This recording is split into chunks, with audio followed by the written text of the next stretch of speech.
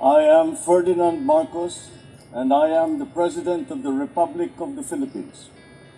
I stand today on behalf of 110 million Filipinos. We just finished the very important launching na rollout natin yung bagong programa na food stamp program.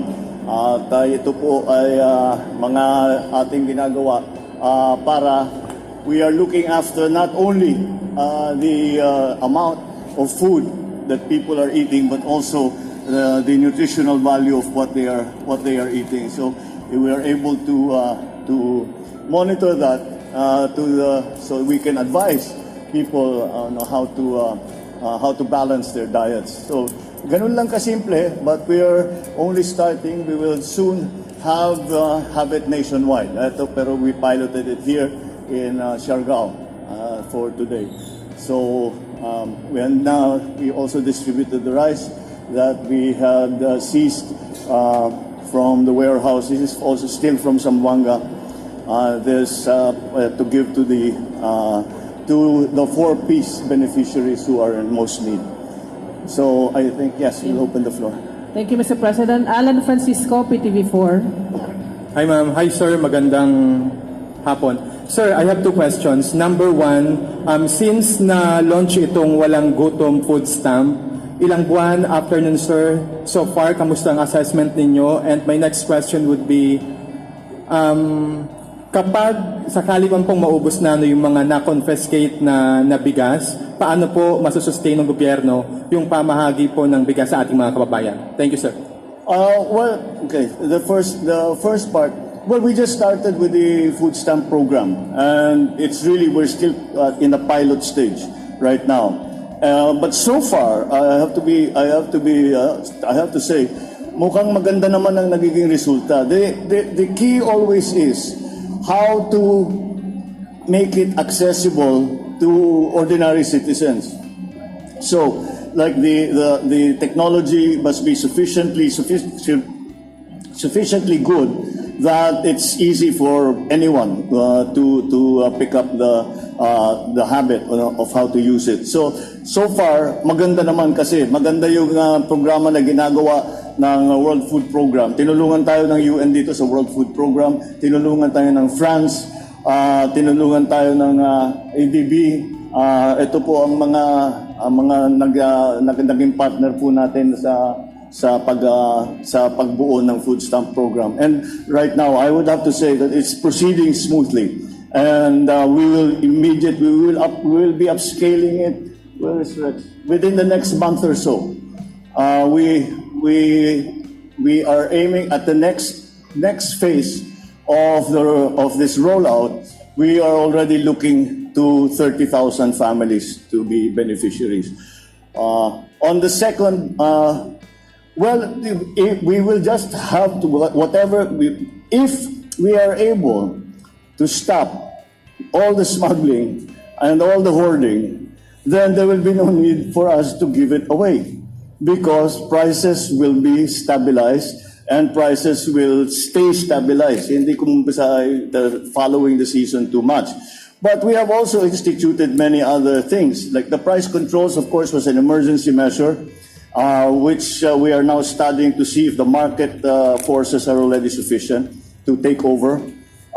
Then, of course, the buying price of the NFA. So all of this is really being done to normalize the situation of relatively cheap rice for Filipinos. So if we run out, it will be a great situation if we run out of smuggled rice.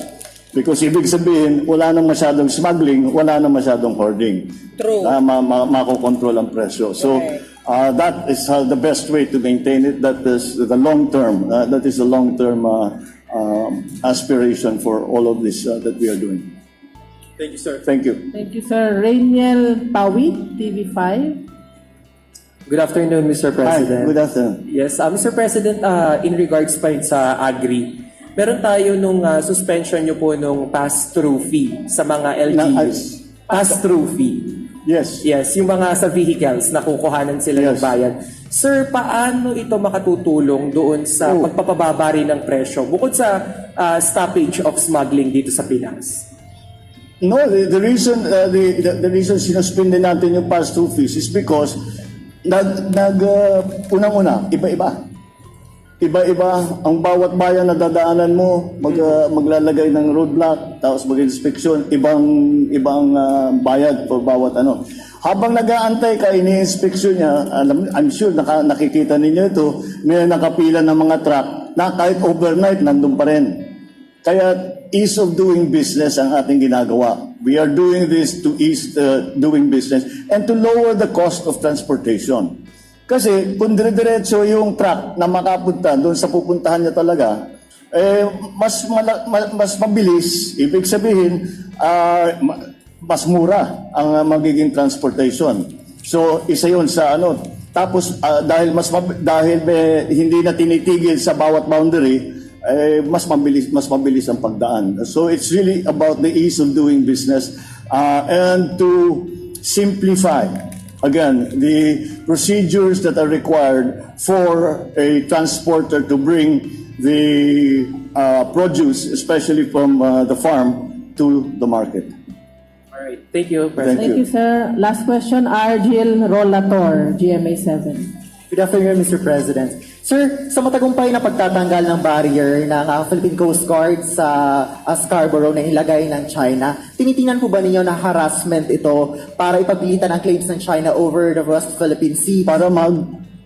Harassment ito para Harassment po sa Pilipinas para ipagpilitan po ang kanilang claims over the West Philippine Sea. At kabilang din po sa naging kautusan po ba ninyo sa National Defense na tanggalin lahat ng mga structures na ininayo ng China within the Philippine Economic Exclusive Zone, sir?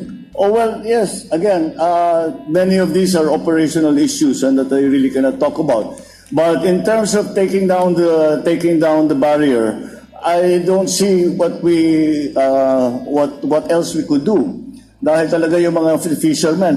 Nung pinutol yung tali, yung nakapasok na fisherman, nung araw na yun, nakahuli sila ng 164 tons na isda. So, sa isang araw pa lang yun. Yun ang nawawala sa ating mga fisherman. Kaya hindi naman maaari na lalagyan ng barrier na gano'n. At maliwanag naman ay nasa loob ng Pilipinas yan. Kaya, sige, basta't hindi tayo naghahanap ng gulo. Basta't gagawin natin, patuloy natin, ipapagtanggol ang Pilipinas, ang maritime territory ng Pilipinas, ang karapatan ng mga fisherman natin na mangisda doon sa mga areas kung saan sila nangingisda daan-daang taon na. Kaya hindi ko maintindihan ba't nagbago na ganito. Kaya basta kagaya ng sabi ko, hindi umiiwas nga tayo sa gulo, umiiwas tayo sa mga maiinit na salita, ngunit matibay ang ating pagdepensa sa teritoryo ng Pilipinas. Thank you, sir. Thank you, sir. Thank you. Mr. Thank you. President.